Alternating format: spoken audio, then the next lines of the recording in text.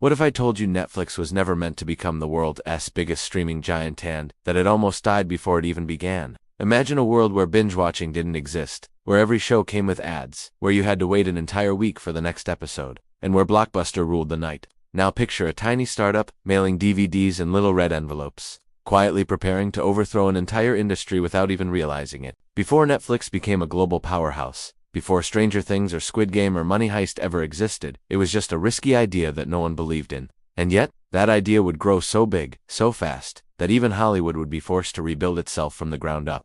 Netflix didn't just change our evenings, it changed culture, technology, storytelling, and the way billions of people relax. But the crazy part, it all started with a simple late fee.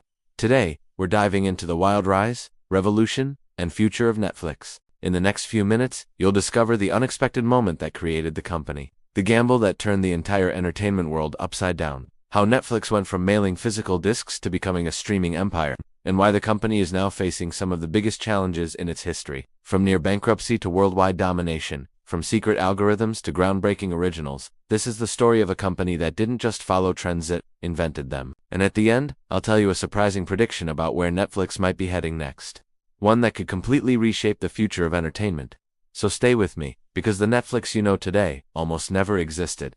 Netflix began not with a brilliant plan, but with a moment of frustration, one late fee. Reed Hastings, returning a movie years ago, was handed a fine that felt ridiculous for something so simple. But instead of complaining, he wondered, what if people never had to deal with late fees again?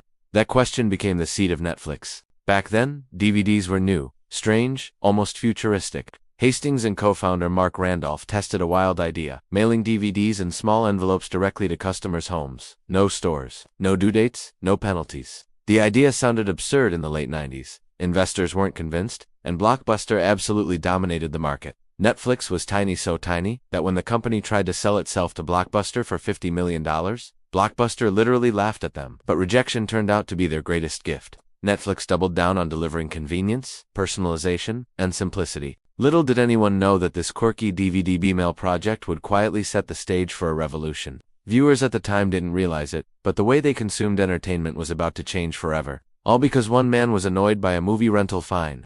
In 2007, Netflix made a move that barely made headlines at the time, but it would end up rewriting the future. Streaming. No waiting for a DVD, no shipping delays. No physical anything, just instant access. Anytime, anywhere. At first, the world didn't quite get it. Internet speeds were slow, and people were still used to CDs, DVDs, and cable TV. But Netflix saw something others didn't. People didn't want to own movies. They wanted to watch them. Streaming was clunky in the early years, but Netflix kept improving the library, the technology, and the interface until it became something irresistible. Suddenly, viewers could watch an entire season in one night, and binge watching was born. It wasn't just a feature, it was a cultural shift. Cable networks tried to ignore Netflix. Hollywood underestimated it. But audiences, they fell in love instantly. Streaming stripped away everything people hated. Ads, schedules, waiting. Overnight, Netflix became the leader of a new era. And by the time other companies realized what was happening, Netflix was already miles ahead. The world didn't just adopt streaming, it became addicted to it. And Netflix had just triggered the biggest disruption the entertainment industry had seen in decades. For years, Netflix simply licensed shows from major networks.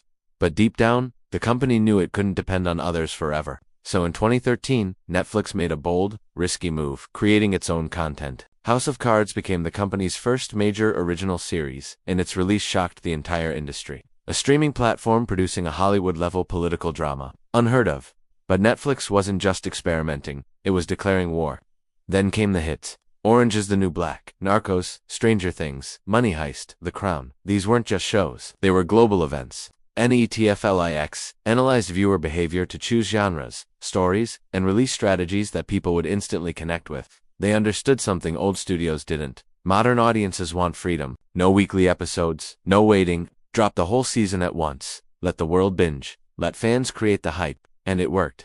Netflix originals turned the platform into a destination, not just a library. Suddenly, major actors and directors were lining up to work with them. The company wasn't just a streaming service anymore, it had become a full-scale studio with global influence. And for a while, Netflix looked completely unstoppable. With streaming perfected and originals booming, Netflix took its next big step, going global. Within a few years, the platform expanded to more than 190 countries, almost the entire world. And this move didn't just grow their audience, it unlocked a new superpower. Instead of only making shows in the US, Netflix began investing in local creators, studios, and filmmakers everywhere. This strategy produced international hits that took the world by surprise. Squid Game from South Korea became a cultural earthquake. Money Heist from Spain exploded into a worldwide phenomenon. Dark from Germany proved that sci-fi thrillers don't need Hollywood to be incredible. Sacred Games put Indian crime drama on the global map. Suddenly, language didn't matter anymore. Subtitles and dubs became normal. A good story from any corner of the world could reach millions overnight.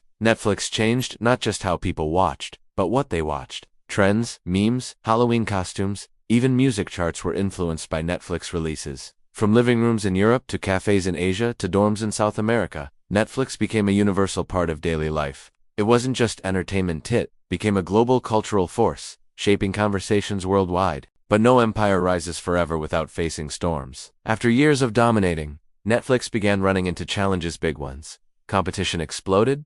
Disney+, Amazon Prime, Apple TV+, HBO Max. Every major company launched its own streaming platform, taking back the shows Netflix once relied on. Friends, The Office, Marvel, Star Wars, all gone. Then came the backlash. Rising subscription prices frustrated users. The password-sharing crackdown made headlines and upset millions. And for the first time in a decade, Netflix lost subscribers. The stock dropped. Analysts panicked. People questioned whether Netflix's golden age was ending. Meanwhile, the cost of producing original content kept skyrocketing. Billions were being spent every year, often with mixed results. And with so many competitors offering bundles, discounts, and exclusive franchises, Netflix no longer looked invincible. To survive, the company took a controversial step. Something it once promised it would never do: ads. A cheaper ad-supported plan launched, signaling that Netflix was shifting strategy from innovation to survival. The big question now is simple. Can Netflix reinvent itself again? Because if history tells us anything, it's that Netflix thrives the most when its back is against the wall. And another big transformation may be coming soon. Netflix's journey is a reminder that even the biggest revolutions often start with the smallest frustrations. A single late fee became the spark that reshaped global entertainment. From mailing DVDs in plain red envelopes to introducing streaming long before the world was ready, from creating shows that dominated culture to bringing international stories into every living room. Netflix didn't just build a platform, it built a new way of experiencing stories. But like every giant, its future now depends on how well it adapts. Competition is fierce, audiences are changing, and the old strategies don't work like they used to. Yet if there's one thing Netflix has always shown, it's the ability to take risks, bold, uncomfortable, surprising risks that rewrite the rules. So as we look ahead, the real question isn't whether Netflix will survive, but how it will evolve next. Will it reinvent content again? Will global creators rise even higher? Will AI transform the way stories are made? Whatever happens, one thing is certain. Netflix has already changed the world once, and its next chapter might be just as unpredictable. If you enjoyed this deep dive, let me know in the comments which Netflix show impacted you the most. And don't forget to like, share, and subscribe for more story-driven explorations.